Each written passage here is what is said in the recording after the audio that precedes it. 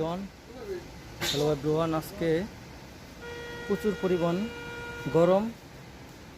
লতুবা, এটা আরব কান্ট্রি যারা থাকে লতুবা বলতে চিনে, হয়তো অনেকে দেশে যারা আছে তারা বাংলাদেশে হয়তো অনেকে জানে, অনেকে জানে না।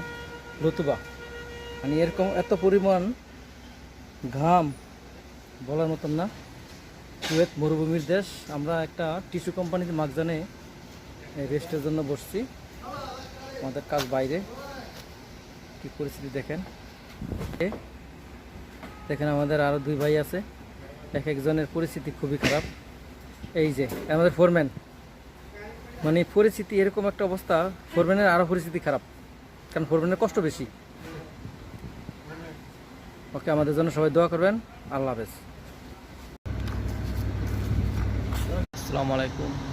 আজকে কুয়েতে প্রচণ্ড গরম, সকাল থেকেই লতুবা পড়তেছে। আজকে অনেক গরম, সকাল থেকেই অনেক গরম পড়তেছে।